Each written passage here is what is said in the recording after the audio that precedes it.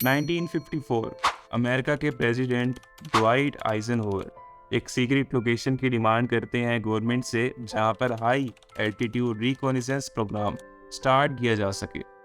इस काम के लिए CIA के 2 बंदों को सिलेक्ट किया जाता है कि जाओ एक ऐसी जगह ढूंढो जो कि आबादी से बिल्कुल दूर हो और जहाँ पर ये अपने मिशन सीक्रेटली परफॉर्म कर सकें। ऐसे स्पाई प्लेन्स बना सकें जो कि सोवियत यूनियन के ऊपर निगरानी कर सकें, उनके न्यूक्लियर वेपन्स को अच्छे तरीके से समझ सकें।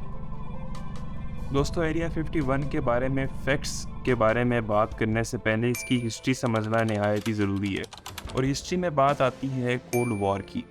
दोस्तों, दुनिया में होने वाले 90% प्रॉब्लम्स के पीछे कोल्ड वॉर रीज़न बनती है, और एरिया 51 को बनाने की वजह वो कोल्ड वॉर है, जो कि अमेरिका और सोवियत यूनियन के दरमियान हुई।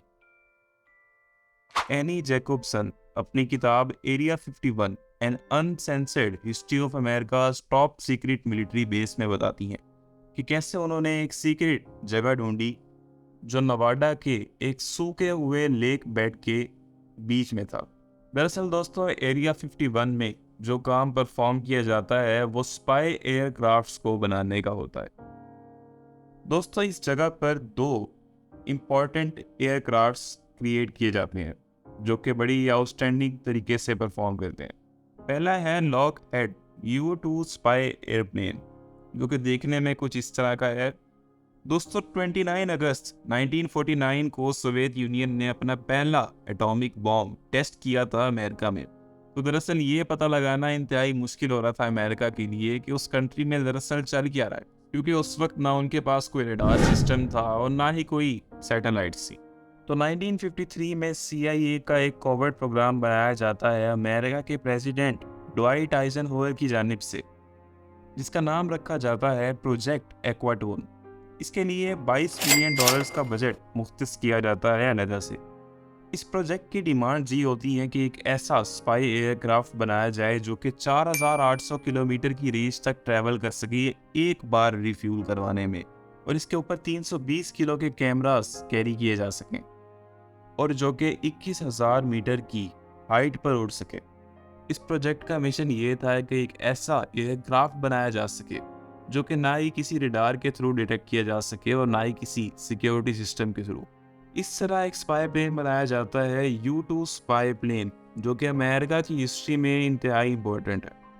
दोस्तों, 1 मई 1960 तक तो अमेरिका कामयाब रहता है अपनी स्पाइंग में सोवियत यूनियन के ऊपर, लेकिन 1 मई 1960 को सोवियत यूनियन मिसाइल के थ्रू इस U-2 एयरप्लेन को डिस्ट्रॉय कर देती है। दोस्तों, ये एक प्लेन डिस्ट्रॉय होने के बाद भी अमेरिका अपनी हरकतों से बाज नहीं आता।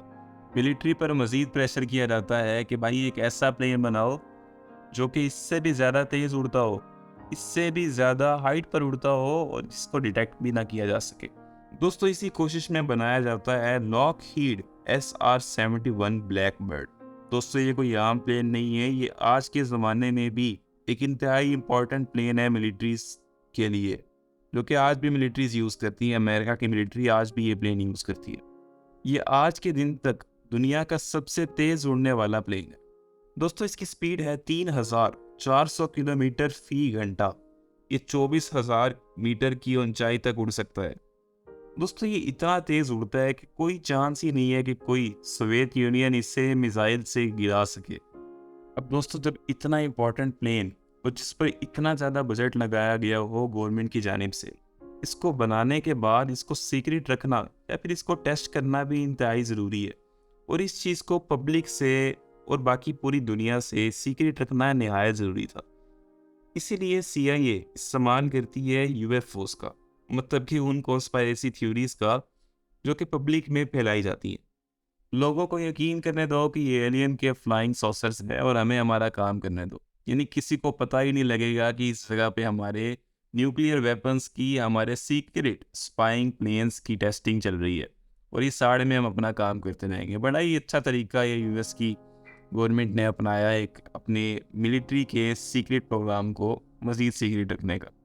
दोस्तों, यही रीज़न इसकी बताई जाती है कि रॉसवेल इंसिडेंट की UFOs वाली जो थ्योरी थी उसको पूरे 1 दिन तक अखबारों में और मीडिया में क्यों चलते रहने दिया गया। दरअसल दोस्तों CIA या गवर्नमेंट ने उन UFOs या फ्लाइंग सॉसेस के बारे में कोई भी कमेंट्स नहीं दिए थे दोस्तों, ना ही उसकी हकीकत बताई गई थी और ना ही उस चीज़ को डिनाई किया गया था। दोस्तों उन्हें डर ये था कि अगर वो इसे UFO बताते हैं तो लोगों में डर फैल जाएगा। अगर तो वो ये बताते हैं कि इस जगह पे एलियंस के लाइफस्टाइल पर, उनकी टेक्नोलॉजी पर रिसर्च चल रही है, तो लोगों में डर फैल जाएगा, एक अजीब किस्म का हल्ला मच जाएगा पूरे कंट्री में। इसलिए उन्होंने इस बारे में कोई बात नहीं की, बल्कि अगले ही दिन वो वेदर बैलून वाली कहानी पेश की लोगों के सामने कि वो जो डिस्क थी वो एक वेदर बैलून था। मैं इससे पिछली वीडियो में ये बात कर चुका हूँ। ऊपर आई बटन में आपको इस वीडियो का पहला पार्ट मिल जाएगा, आप वहाँ से जाके इसका बैकग्राउंड देख सकते हैं। दोस्तों इस वीडियो के पहले पार्ट में मैंने आपको बताया था कि 1970s में एक बार फिर ये खबरें पब्लिक में फैलनी थी UFO से रिलेटेड। दरअसल दोस्तों 1970 ही वो टाइम था जब इस ब्लैक बर्ड प्लेन की टेस्टिंग चल रही थी एरिया 51 में। दोस्तों अब ये बात दरअसल सबके सामने आ चुकी थी, लेकिन कुछ होते हैं ना सुपरस्टिशियस और कॉन्स्पायरेसी किस्म के लोग। जिस तरह मैंने बॉब लज़ार की बात की थी, इन्होंने बताया था कि ये एरिया 51 में एक एक्स रिसर्चर थे जो कि S4 सेक्टर में काम कर रहे थे एरिया 51 में। दोस्तों 1994 में हकीकत तो सबके सामने आ चुकी थी कि ये सब कुछ जो मिलिट्री का एक्सपेरिमेंट था ये उस जगह पर किया जा रहा है, लेकिन बॉब लज़ार जैसे लोग इन चीज़ों को मज़ीद बढ़ावा दे रहे थे, एलियंस वाले कंसेप्ट को। दोस्तों अब बात करते हैं उस इवेंट की जो कि उस कॉलेज के स्टूडेंट ने स्टार्ट किया था और 2 मिलियन लोगों ने उस अपने आप को रजिस्टर कर लिया था। दोस्तों उस फेसबुक इवेंट के रखने के बाद US की मिलिट्री ये सोच रही थी कि शायद 2 मिलियन ना सी तो कम से कम 30,000 के आसपास लोग आएंगे इस इवेंट में, या फिर वैसी एरिया 51 विजिट करने। दोस्तों 30,000 में से सिर्फ 6,000 लोग ही इस जगह पर आए, क्योंकि लोग जानते थे कि ये जगह इंतहाई आइसोलेटेड है, इस जगह के आसपास कोई भी इंफ्रास्ट्रक्चर नहीं है। इसलिए ज़्यादातर लोग अपने टेंट्स साथ लेकर आए थे।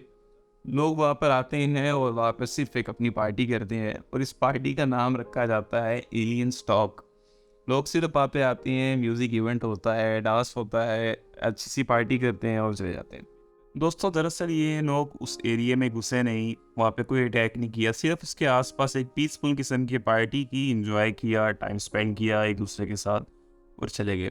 लेकिन दोस्तों उस एरिया 51 के जो मैनेजर्स थे, वहाँ के संभालने वाले थे, इनका कहना ये था कि लोगों के यहाँ आने की वजह से, इस इवेंट की वजह से बहुत ज़्यादा क्वांटिटी में पुलिस और सिक्योरिटी उन्हें सिटीज़ से, उन्हें आबादी वाले एरिए से मंगवानी पड़ी अपने हेडक्वार्टर्स से, और उसकी वजह से उनका बहुत सारा लॉस हुआ।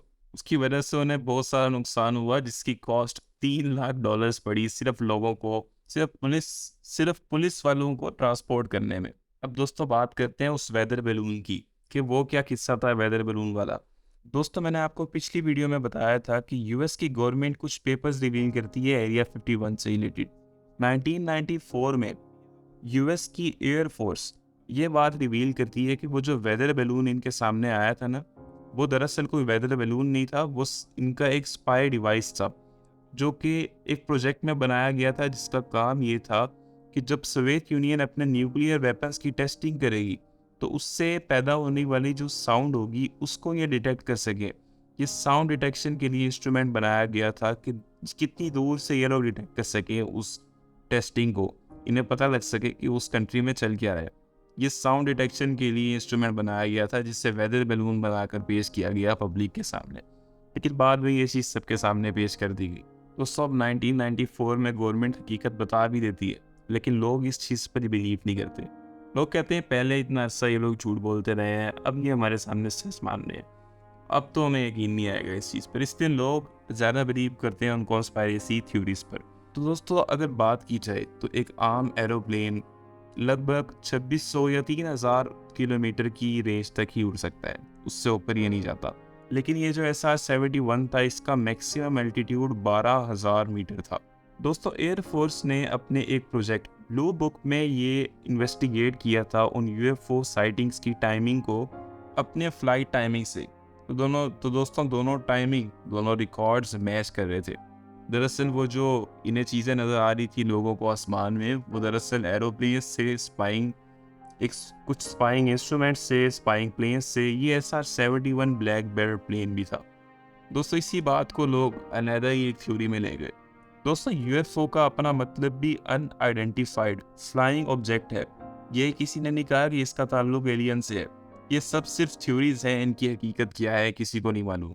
यूएस की गवर्नमेंट तो ये बात करती है कि यहाँ पे ये मिलिट्री वेपन्स को टेस्ट करती है। सोवियत यूनियन के खिलाफ जो जंग हुई थी, जो कोल्ड वॉर हुई थी, उसके लिए इन्होंने यूज़ किया है इस जगह को, और अब भी यूज़ करते हैं अपनी सीक्रेट टेस्टिंग के लिए, वेपन्स की टेस्टिंग के लिए।